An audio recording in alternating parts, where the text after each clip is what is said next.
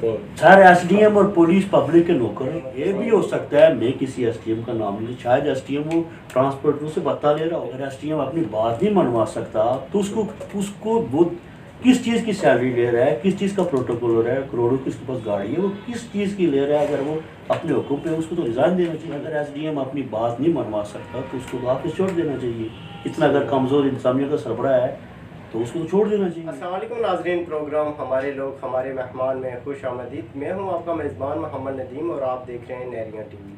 अब मुझे अक्सर लोग मैसेज करते हैं, कॉल भी करते हैं कि आप डन्ना कोठी मीर खान के लोगों से क्यों ज़्यादा इंटरव्यू करते हैं। तो मैंने जितने भी काउंसलर हैं, लोकल काउंसलर हैं और दीगर लोगों से मैंने जिनकी अच्छी स्पीच भी होती है उनसे भी कहा, लेकिन वो शायद कैमरे के सामने आने से डरते हैं। वो अक्सर ये कहते हैं जी कि क्या बता आप क्या सवाल कर लेंगे या क्या, तो उसका जवाब।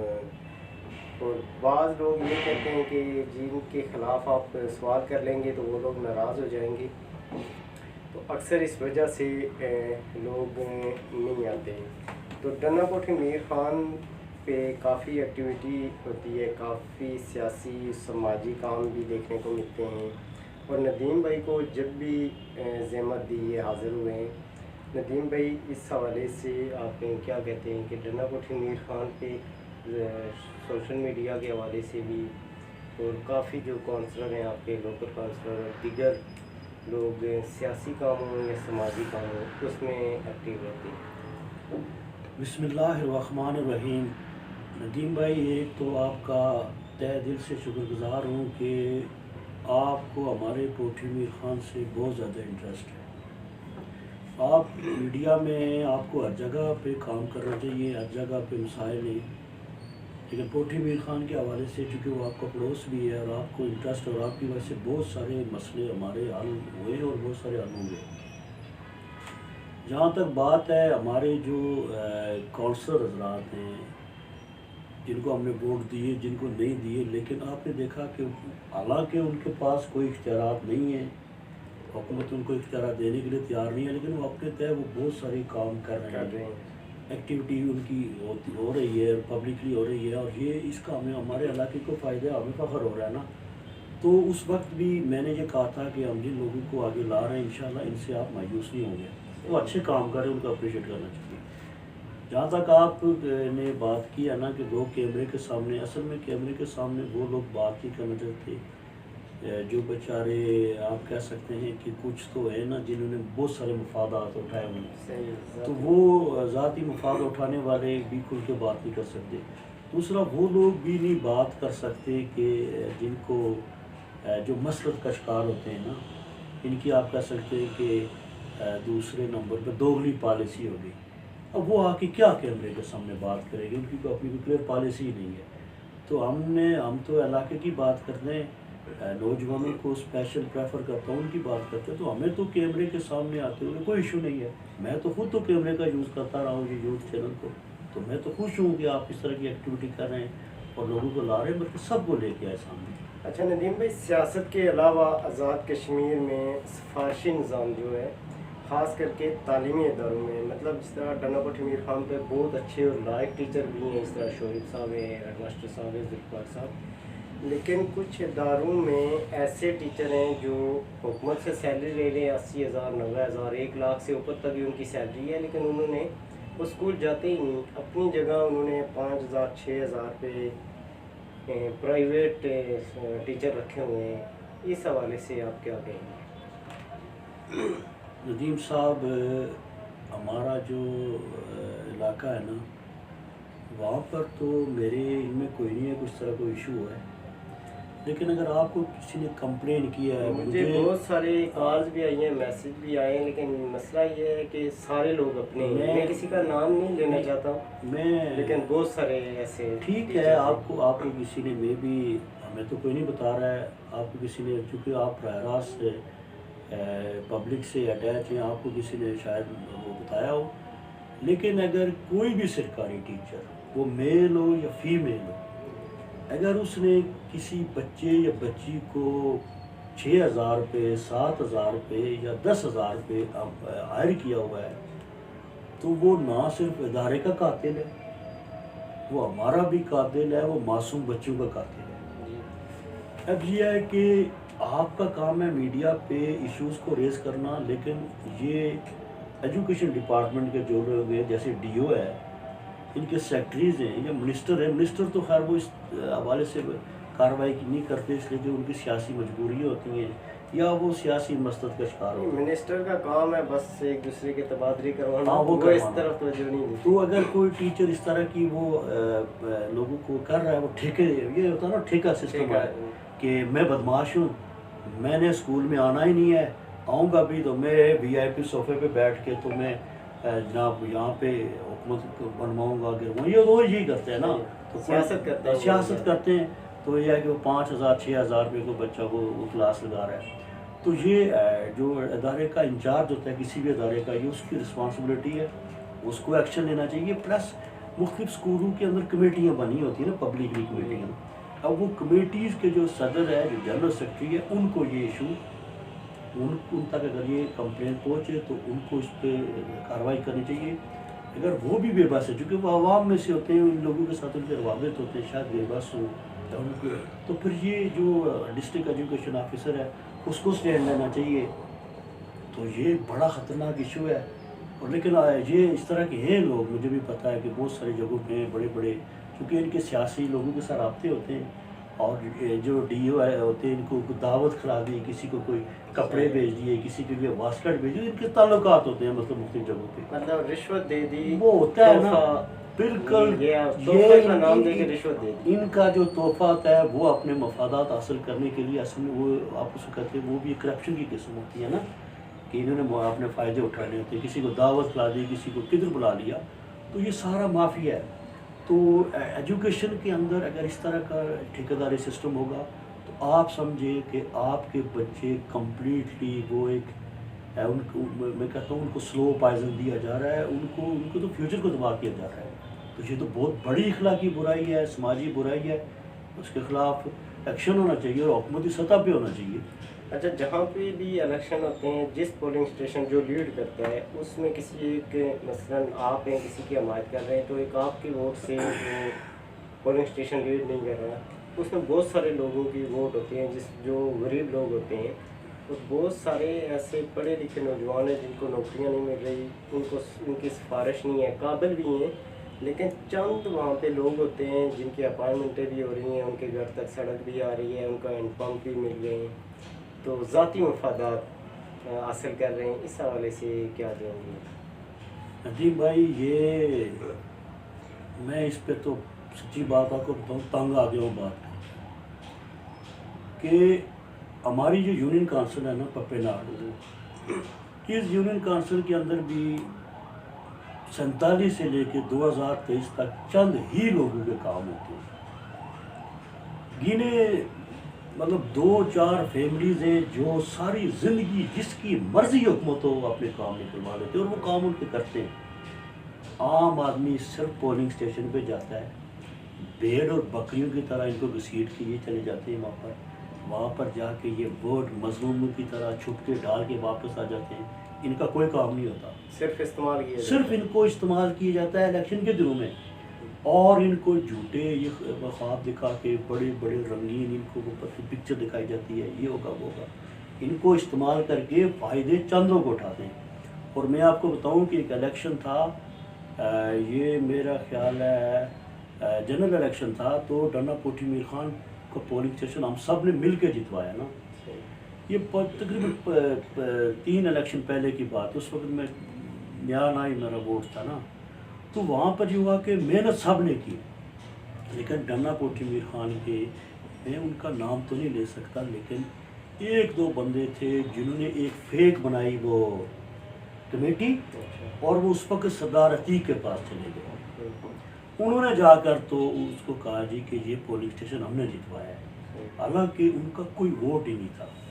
तो फिर वहाँ पे जो हुआ कि जो बाकी लोग मेहनत करने वाले थे वो बेचारे वो मायूस हुए, तो वो फेक सी कमेटी बना के, अब वहाँ पर तो नहीं अप्रोच होती किसी की, तो ये लोगों को इस्तेमाल करते हैं, इस्तेमाल करके पोलिंग स्टेशन की हद तक उनको लेके चले जाते हैं। फिर वहाँ पर जब ये जाते हैं तो फिर वहाँ पर जाकर इनसे वोट इनसे लिया जाता है, तो जैसे MQM करती है ना, जी जी। ब्लैकमेल करके वो कराची के अंदर वो लोगों को मजबूर करके लेकर जाती है, फिर फ़ायदे वो उठाती। इस तरह यहाँ पर भी ये गुंडा राज सिस्टम है कि वोट आप देंगे, फ़ायदे को उठाएगा।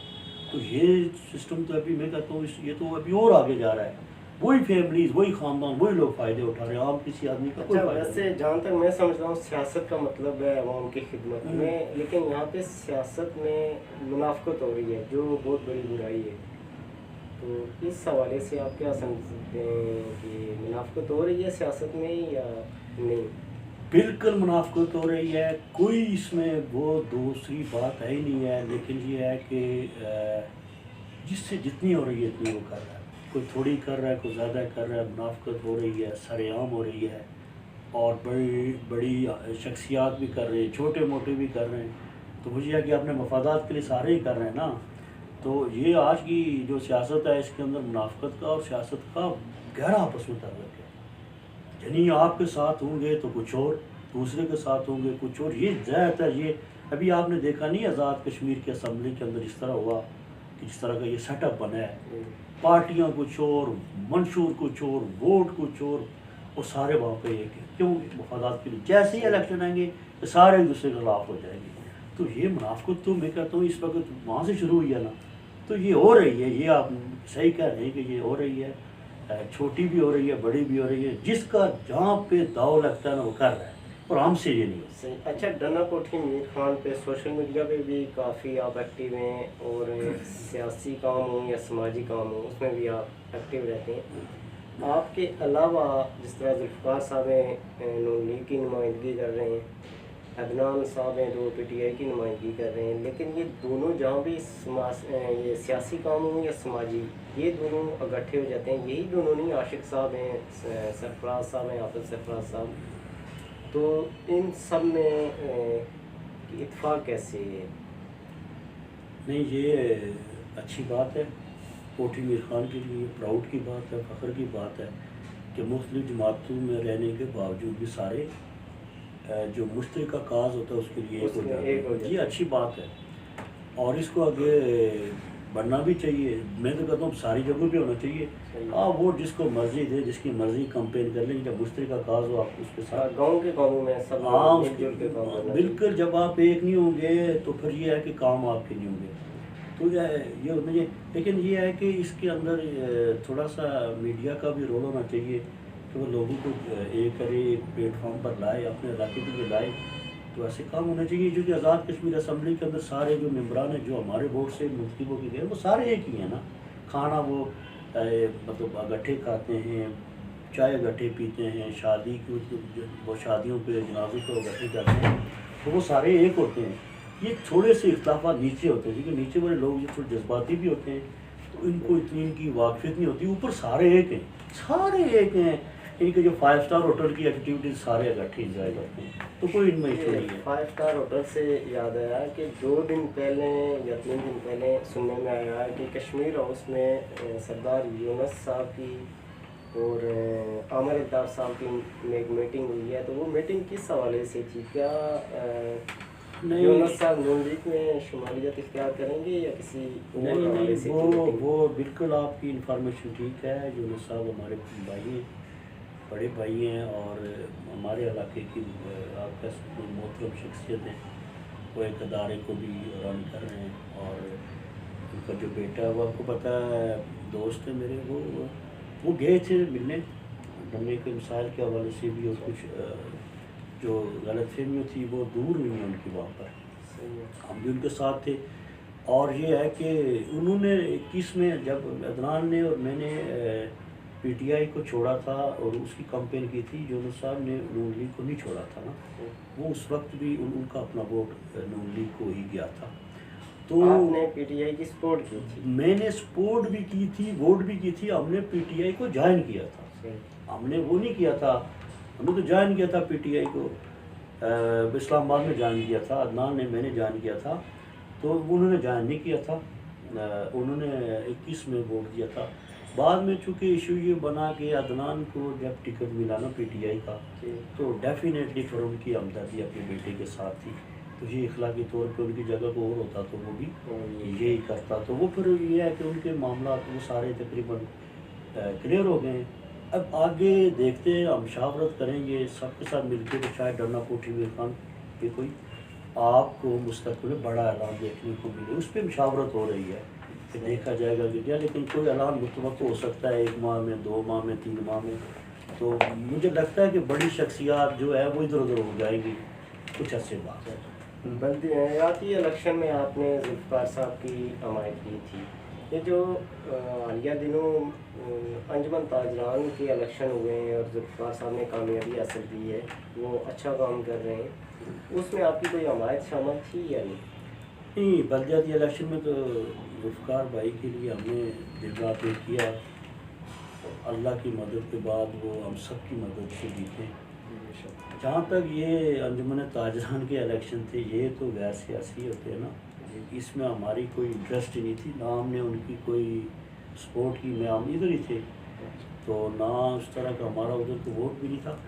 तो ये है कि हम पता वो जीते तो उनको मुबारकबाद ज़रूर दिया, बहरहाल वो अपनी मदद आप जीते, हमारी कोई उनके साथ वो नहीं थी, हमने कोई सपोर्ट नहीं किया। और ना ही इस अंजुमन ताजरान के ये गैर सियासी इलेक्शन के अंदर मैं समझता हूँ हमें जाना ही नहीं चाहिए था ना, वो सारे अपने ही होते हैं। डन्ना कोठी मीर खान पे जो आपकी यूथ है, जो नौजवान हैं, जो भी काउंसलर हैं, जिस पार्टी का है, आप लोगों में आपस में इत्तेफाक है, मंशियात की रोकथाम के लिए आपने कोई लायामल तैयार किया है? यानी मैंने तकरीबन 2 साल पहले किला का एक लड़का था जिसने शायद खुदकुशी की थी, अच्छे नंबर थे मैट्रिक में उसके, तो मैंने कॉलम लिखा था मंशियात बेचने वालों पे। तो गली बाज़ार में मुझे धमकियाँ दी गई थी कि आपकी कंपनियाँ निकाल देंगे, आपने सदनौती को बदनाम किया कि यहाँ मंशियात फरोश हो रही है, ये वो। तो मंशियात फ़रोख्त हो रही है और लोग मंशियात मतलब ये चरस वगैरह पीते हैं, उस हवाले से क्या लायामल तैयार कर रहे हैं आप? उस हवाले से ये था कि आपको भी पता है कि डन्ना पे हुई थी खुली कचहरी, वहाँ पे जो ज़िला इंतज़ामिया थी वो सारी आई थी, एसपी था, डीसी, उसके साथ ये त्राड़खल की इंतज़ामिया थी, तो वहाँ पे बहुत सारी क्राउड था। तो मैंने ये वहाँ पे बात की थी, तो मैंने एसपी और डीसी साहब को कहा था, मैंने कहा बाकी इशूज़ तो आप हल करेंगे या नहीं करेंगे, वो बात की बात है, बड़ा ये मंशियात एक इशू है और इससे हमारे जो नौजवान हैं उनके अंदर ये बहुत तेज़ी से फैल रहा है और इसमें बड़े बड़े लोग इन्वॉल्व हैं, बड़ी बड़ी शख्सियात इन्वॉल्व हैं, मतलब शख्सियात से मराज है माफियाज, अब उनको हम क्या कहें। तो मैंने कहा कि वो इन्वॉल्व है और बड़े पैमाने पे हो रही है, नौजवानों से तबाह हो रही है, तो पुलिस इसके अगेंस्ट को एक्शन करे। तो उन्होंने तो उस पर यकीन दहानी करवाई थी, तो पता नहीं फिर वो एक्शन तो नज़र नहीं आ रहा है, तो करना चाहिए। मैंने तकरीबन 2 हफ्ते पहले एक मीटर रीडर के ख़िलाफ़, उसके ख़िलाफ़ तो नहीं, मैंने सही लिखा था क्योंकि वो मीटर रीडर जितने भी हैं वो आके मीटर चेक करते ही नहीं, बिल आके घर पे देते नहीं, कोई किसी शॉप से मिलेगा, वो उसने मीटर पे यूनिटें पीछे थी, बिल पे उसने आगे 3310 या 12 रुपये बिल भेजा हुआ था। वो भी काफ़ी धमकियाँ आई कि खबर डिलीट करेंगे, वो तो नहीं की। और फिर तकरीबन ये 1 हफ़्ता पहले जंगल है, एक बंद जंगल है, तो जब जंगल बंद होता है तो दरख्त भी नहीं काटे जाते, माल मवेशियों के लिए बंद है, क्योंकि जो दरख्त लगाए गए जानवर वो काट देते हैं और वो बढ़ते नहीं हैं। तो या तो जंगल बंद होता है तो सबके लिए होता है, तो वहाँ पे जो उनके तलकदार या रिश्तेदार होते हैं उनके माल मवेशी तो जंगल में चलते हैं, जो गरीब आवाम है उनके लिए जंगल बंद है, उस पर भी मुझे काफ़ी धमकियाँ वगैरह आई हैं। तो इस हवाले से आप क्या कहते हैं कि मतलब कि माफियाज हर जगह हैं? असल में अगर आप ये चीज़ सोचें ना कि आप करते हैं मीडिया में काम, अगर आपको धमकियों को दे रहे हैं तो वो कितने बासर लोग हैं। हालांकि मीडिया से इस वक्त पूरी दुनिया डरती है, ठीक है। अब आपकी सपोर्ट ये वहाँ पे आप एक चैनल चला रहे हैं, लेकिन आपकी सपोर्ट यहाँ पिंडी के नेशनल मीडिया वो भी करने के लिए तैयार है, फिर इंटरनेशनल मीडिया भी आपके साथ करने के लिए तैयार है, आपको तो डरने की ज़रूरत नहीं है। अब जो होते हैं ना जंगल वगैरह, इनके ऊपर बहुत सारे लोगों ने किए हुए कब्जे। अब आपकी और हमारी तरह का कोई गरीब आदमी अगर कोई एक आध दरख्त उसको ज़रूरत होता है, अगर वो काट ले तो वो महकमा भी आ जाता है, और महकमों को चुगली कौन करते हैं? ये जिन लोगों ने जंगलात पे कब्जा किया होता है ना, ये चुगली करके उनको बुलाते हैं, ठीक है। ये उनके टाउट भी होते हैं। अब ये है कि वो इन लोगों ने कब्जे भी किए होते हैं, इन लोगों ने मतलब वो सारे को किया होता है, आम आदमी को वो एक दरख्त काटने की इजाज़त नहीं है, नहीं आप दरख्त काटेंगे उसका जुर्माना भी होगा, आप ज़हनी टार्चर भी किया ज़हनी जाएगा। टार्चर भी होते हैं, आप बदनाम भी होंगे, आपको जुर्माना भी होगा। दूसरी तरफ वही महकमा साथ होके इनको जंगल पे पूरे पूरे कब्जे दे देता है। क्यों? ये पैसे खिला देते हैं, उनकी बड़ी बड़ी दावतें कर देते हैं, उनके मफादात को। ये मैं बताऊँ, जितने भी मुजरम है ना, ये सारे एक होते हैं। कोई अच्छे रूप में होता है, कोई बुरे रूप में होता है, इनके सारे के चूँकि मफादात एक होते हैं ना, तो बड़े लोगों के लिए जंगल में भी मंगल है, आम आदमी के लिए घर में भी जगह नहीं। इशू ये है। अच्छा, हमारा जंगल भी बंद है कालाबन का, वहाँ पे मलक अबरार साहब और चौधरी बासत साहब चौकीदार हैं, लेकिन वो अमीर हो या गरीब हो सबके लिए बंद है। और मैं ये वकार से बोलूँगा कि स्क्रीन पे दिखाए जंगल, इतना खूबसूरत जंगल है, क्योंकि वो ना तो वो किसी से रिश्वत लेते हैं और ना कोई अमीर हो या गरीब हो, वो डेली वहाँ पे मौजूद होते हैं और इतने दूर से वो आते हैं, मैं हैरान हूँ। तो इसी तरह के अगर ईमानदार और अच्छे लोग हों हर जगह तो वहाँ पे तरक्की हो सकती है। और लेकिन ये हर डिपार्टमेंट में चंद बेड़े होती हैं जो पूरे महकमे को बदनाम देखें करती जी, हैं। ये आप सही कह रहे हैं। जिस तरह महकमा तालीम के अंदर बेड़े हैं, मीडिया के अंदर भी बहुत सारी सही काली है। मीडिया में भी हैं, आप ये ना कहें, मीडिया के अंदर भी बड़े बड़े ब्लैक। मैंने कहा ना हर महकमे में मैं ये चंद कह रहा हूँ लोग ना, होते हैं। मीडिया है उसमें भी बड़ी बड़ी बेड़े बैठी हुई है। आपको भी पता है, मैंने भी काम किया, इसमें बड़ी बड़ी ब्लैक मेल बैठी हुई है। फजूल भी लोगों को नहीं तंग करना चाहिए, एक बात है। दूसरी बात यह है कि महकमा एजुकेशन है, उसके अंदर भी बेड़े बैठी हुई हैं। उसके बाद आप चले जाएं, ये जंगलात है, महकमा माल है, यानी हर फील्ड में ना, हर फील्ड में काली बेड़े हैं। तो वो लेकिन लोग एक्सपोज हो रहे हैं ना टाइम के साथ। सरकारी मुलाजिम है वो आवाम के नौकर हैं, क्योंकि आवाम के टैक्सेस से उनकी सैलरी आती है। अक्सर ये सोशल मीडिया में मैंने देखा, सरकारी गाड़ियों में किसी ने स्कूल के बच्चे छोड़ने जा रहे होते हैं, किसी ने वो कपड़े लेके जा रहे होते हैं। एक ने उस दिन रखा हुआ था कोई गाय या बैल, सरकारी गाड़ी, सरकारी नंबर प्लेट थी मुजफ्फराबाद की, वो लेके जा रहे थे।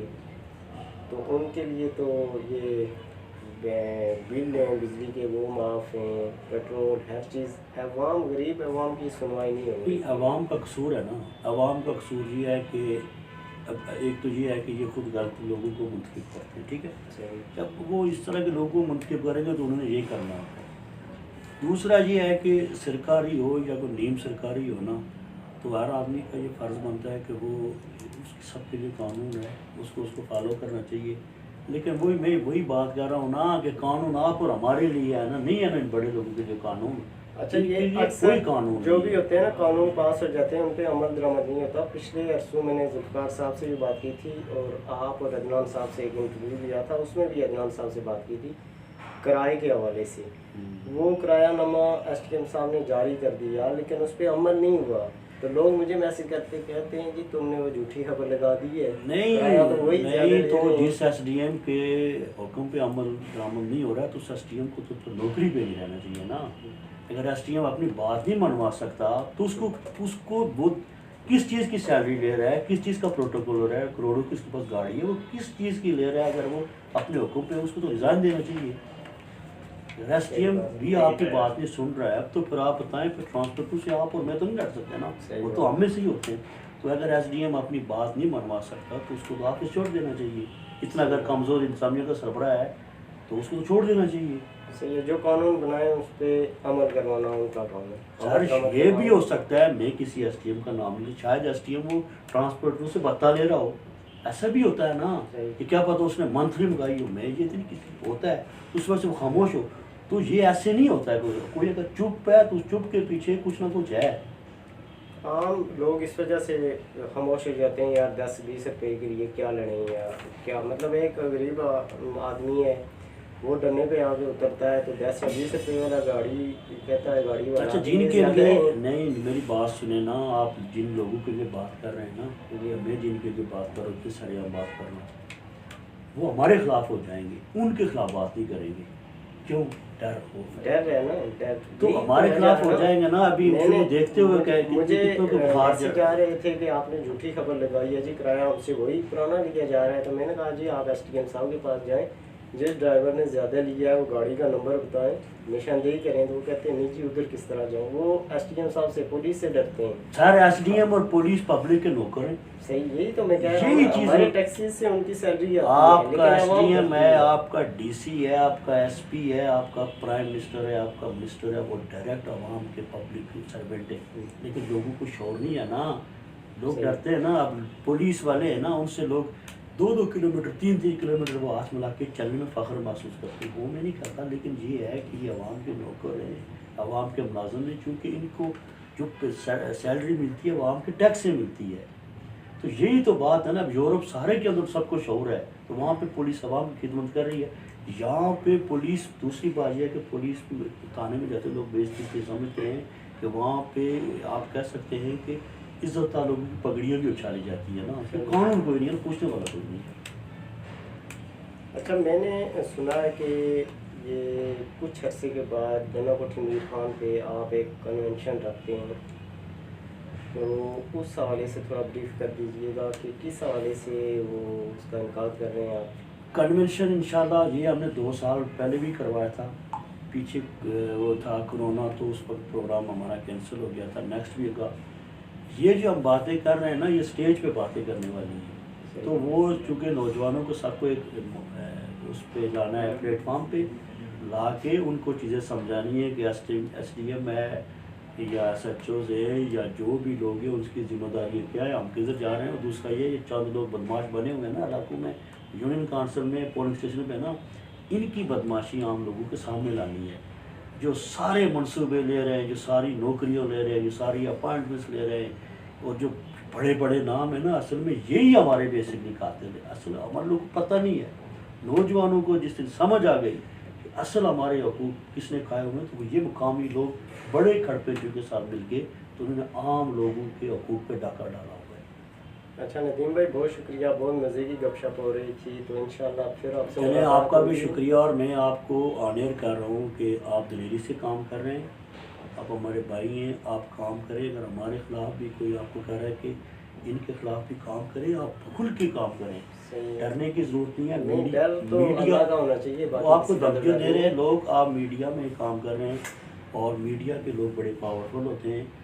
आपके साथ हम सारे लोग खड़े हैं। अगर कोई भी आपको इस तरह का कर रहा है तो आप उसके खिलाफ मतलब, लेकिन किसी को फजूल तंग वो मीडिया को भी नहीं करना चाहिए। और ये है कि लेकिन जायज़ बात पे आप डट से, अल्लाह आपके साथ देगा। शुक्रिया। तो बहुत शुक्रिया कि आपने हमें टाइम दिया। तो नाज़रीन, इसी के साथ मुझे दीजिए इजाज़त, फिर मिलेंगे किसी नए मेहमान के साथ, नए मसाइल को लेकर। तब तक के लिए अल्लाह हाफ़िज़।